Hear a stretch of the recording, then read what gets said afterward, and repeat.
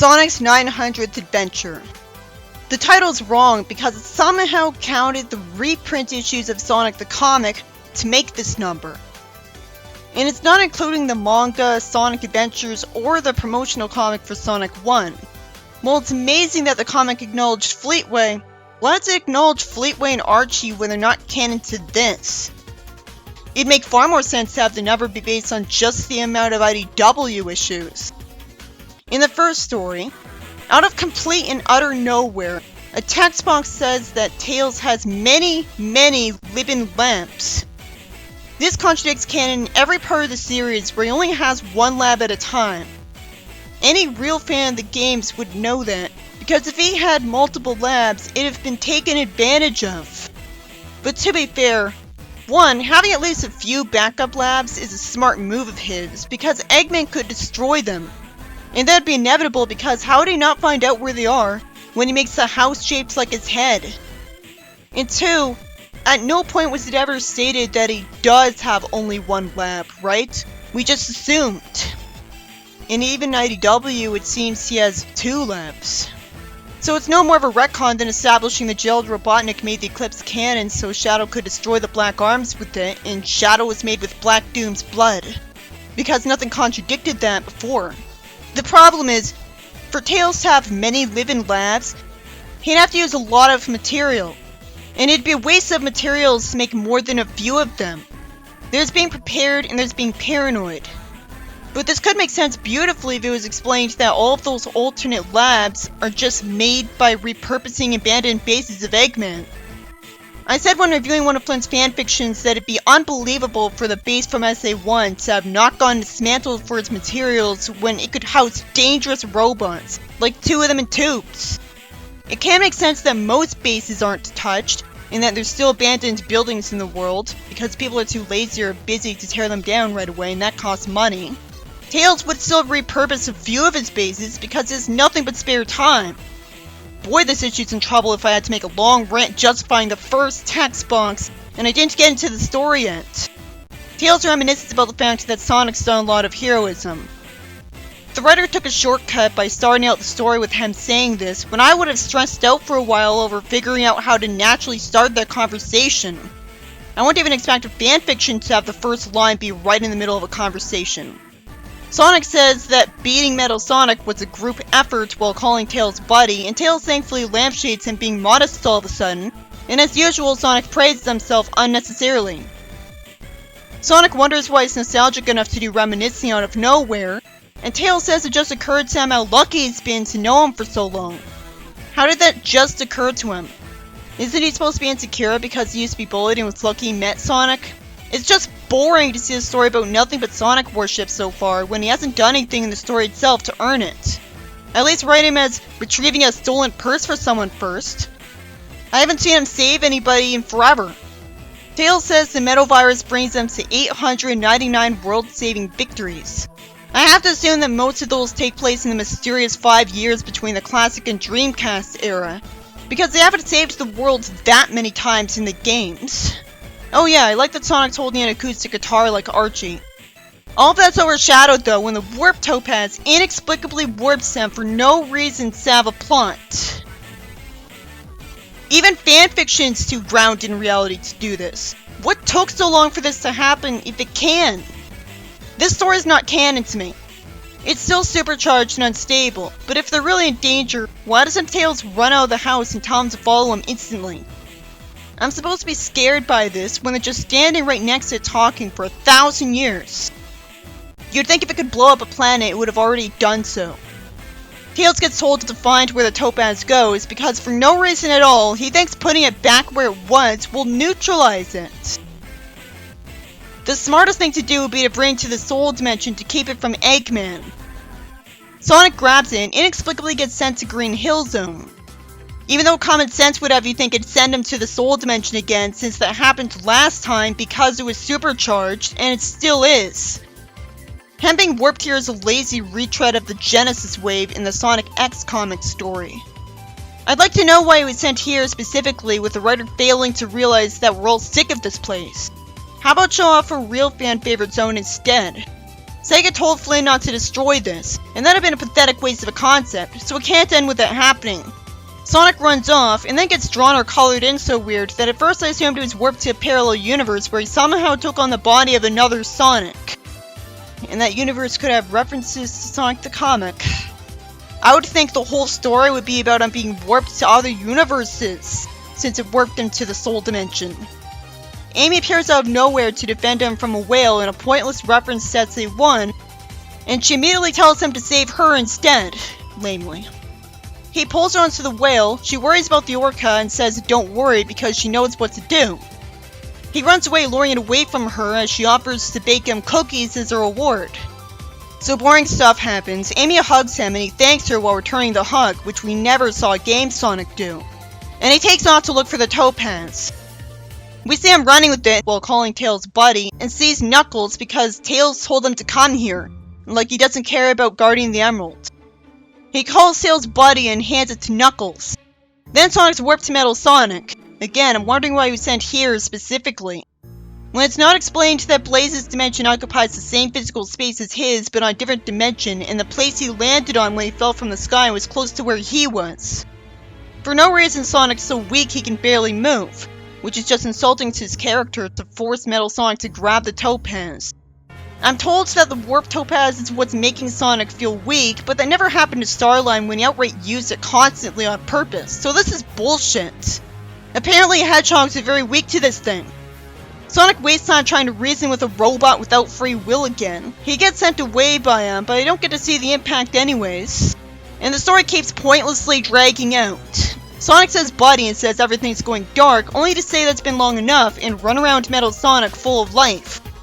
He wanted Metal Sonic to get the Topaz because he'd get suspicious if he gave him it. And Tails knew that the readings showed the effects of the Topaz were wearing off. Metal gets warped to the same spot as before. Why is Sonic saying this dialogue if it's because he's learned to control the Topaz? Then of course he went to where he wanted. So he can control the Topaz now. Okay Sonic, now put a portal to some rope, go where Eggman is, tie him up and get him portal to the police. No, of course not. He wants to let everyone run free. Even people who would always be monsters. And apparently we needed to be told that to explain him not taking down Eggman with this. And Tails just looks even more stupid by not thinking of how this could be used to end the series. We were never told what Eggman running the world was like for its people. But if Sonic was running the world, he'd let every criminal out of prison, because he wants villains to be free. This is why the Topaz need to stay out of their dimension. Knuckles naturally wants to get the Warp Topaz, as it'd be safe being guarded by him. Sonic calls him buddy and says he wants to keep it after all. It makes sense that he'd want to make use of it, but I hope he eventually comes around and realizes it's safer in the Soul Dimension. Knuckles gets mad at his time being insultingly wasted for no reason, like the writer doesn't like him. With an exaggerated, bad-looking face that wouldn't be out of place in a story drawn by John Gray. It's like the artist made it a challenge to see how far he could exaggerate the expressions until people finally compared it to John Gray. He had a bad expression in 65 as well, but now it's too exaggerated for even me to ignore. Tails calls Sonic out on being a dick and he doesn't listen to him. A robot threatens a city that looks jarringly realistic, as if it's one of the stories by Panders that's just got a background that's from a real-life photo. I'm sure people are gonna act like it doesn't matter and defend it. It turns out Eggman's in a mecha instead of it being a robot, and Sonic's here while Cubot has the Topaz. He grabs it, and I wonder why neither of them are instantly creating a portal with it. Instead, Sonic's so lame that even Cubot is too much for him to handle. I have a question, why doesn't he briefly let him go and then bounce attack him a bunch? He doesn't explain why he thinks he's too good for hurting them. I mean, I know Topaz control isn't how you activate it, but you'd think he would still activate it anyways because he'd be thinking about it working, and that's how it has to work. Eventually, he rides on a missile, and Sonic apparently thinks he made the mecha non-functional with a missile. So he warps to a colorful location and sees Blaze, who is sightseeing with Cream. Why isn't Sonic telling Blaze, take this to the Soul Dimension and come back here? Why is this so insulting as forget her identity? Cream is relatably hesitant at first before she boringly motor-mouths that she wants to help get rid of the Warp Topaz. Blaze follows him too, like she has no faith in her to survive. The story is just a lame excuse to show off old levels, but do nothing new with them that require them being in the story. I may like seeing these levels, but that's not gonna brainwash me into thinking the writing isn't frustrating and padded out. Blaze is also tired out by the Topaz, because apparently he hates cats too. Oh, it's because it was supercharged, so that needs to be explained. She says she should find its resting point on her own, but then she notices Cream flying while holding Sonic over lava, and they end up falling. A whole page is wasted instead of it just being one panel where characters say they need to warp to the colorful gorge. It doesn't even have its name given to us again. Blaze thanks Cream when Cream tells her she saved them. Sonic thanks them. Blaze somehow doesn't tell Sonic that she wants to find his resting point for him. Which would have been better, because maybe then she'd realize it's better to put it in the Soul Dimension. Sonic somehow decides to run away instead of tell Blaze to put this thing in her dimension, where it never blew it up in all the time it was there. And Blaze is out of character as well for not thinking of that. Blaze shouldn't have been in the story then. Tails tells Sonic where to go. There's no reason it takes so long. He tells Sonic not to worry. Somehow, Eggman wasn't interested in gold. Then the rogues greet Sonic just for padding. I really wish there wasn't so much worthless dialogue. Tails' call time was intercepted, so that's why they're here. But why have so many panels of Sonic trying to leave them behind? They're not likable or interesting. Jet tells Storm not to worry because Sonic's heading for a dead end. He says Rouge below the cliff, and assumes Tails enticed them with the potential for money. Time is wasted until eventually Sonic takes off, and eventually Shadow gets Jet flown to Storm. I'd rather see more panels of them beating them up instead of boring stuff. It makes no sense that the Topaz went back to being covered in yellow light when I thought it had calmed down for a reason. So why would it ever calm down if it's gonna go back to this anyways? Sonic goes into a cave and calls Tails buddy. And by a wild coincidence, this is where he needed to go, because Tails says he's detecting the same energy in the cave. So it's where the thing was actually found. I never thought I'd see that, but I didn't need to. What I needed to know was how Starline knew to go here. He sees its old hole and puts it in there. And the story ends with its pathetic hasty idea for a solution to the problem. What's stopping Eggman from instantly finding it here? And where is the proof that putting it in that hole will make it stop being supercharged? And have to stop randomly teleporting to other places for no reason.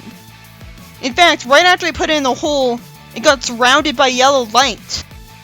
And we know what that means from the previous panels where it was surrounded by yellow light. It means it's gonna warp again. So what's stopping it from warping out of the cave to his house or something again? This isn't a good ending. What was the point of even bringing the Topaz back then? As far as I'm concerned, after Sonic inevitably tells Blaze what he did, she'll come here and take the Topaz to the Soul Dimension. Because it was found here before, so why wouldn't anyone find it? It's not like Sonic made it impossible to go back into the cave. He's too stupid to. When I look at the list of writers for this, I see a shocking amount of them for no reason. And it's sad that there's no difference in writing style among them. Either way, it makes a fool out of all the characters involved, and the premise is just as forced and silly as if Flynn wrote it on his own. I guarantee you Flynn was the one most in charge of this. There's no point even having other writers if there's a head writer. So it doesn't even matter that it's also by Evan Stanley, Daniel Barnes, Aaron Hammerstrom, Caleb Golner, and even Nigel Kitchen from Sonic the Comic. When I was first told he was hired for this, I wanted to start squeeing, because it's 25% better than the IDW writers. But I naturally assumed he'd get his own story, not be wasted being constrained to writing for someone else's, making it possible for his talent to shine through. This story was about the impossible idea that the Warp Topaz warped to Sonic's house of all places now for no reason, because he's the main character, to force a story where Sonic runs with it the whole time. With me just desperate the whole time for it to get sent to the Soul Dimension. The boring plot kept dragging on because the characters are nearly incapable of thought, so Sonic can do nothing but run instead of thinking of that. And you'd think it would warp into the Soul Dimension since that's what it did last time it was supercharged. Him being able to make sure Metal Sonic grabs it tried to gaslight us into thinking he's smart. But the fact that he doesn't think to use the character who can go to another universe at will to get rid of this thing makes it look like everyone in this comic is an idiot who realistically shouldn't have survived this long. There is nothing new happening, with weak attempts at tension failing to inspire me to care. At least he stopped Eggman, but it was too easy. His idea of a good solution was putting the gem in the same cave where someone stumbled upon it before. Like that couldn't happen again. You might as well not have Tails be a genius at all in this comic and have him just be using someone else's technology. Sonic and Tails had no reason to think returning the gem to its cave hole would make it stop being supercharged. And if it didn't, which it obviously didn't, they should have let Jet have it, since Eggman would never know where to look for it if he sold it. This story was just a lame excuse to give cameos to Sonic levels, which only makes it good if you're extremely easy to impress. But nostalgia panderings like jingling keys, or holding a dog toy near a dog, it didn't work for Forces, so it shouldn't work for this comic. What inspired casuals to analyze Forces to the point of hating it when they didn't do that for this? I wanted to praise the story by Nigel Kitching again. Why did they even hire him if they're just gonna hire 1,000 other writers too? If they never use him again, let alone on his own, they'll really be idiots. Because he could actually save this comic. After all, his part of the story was good. I liked the part with Amy in it. It was boring, but at least she was useful.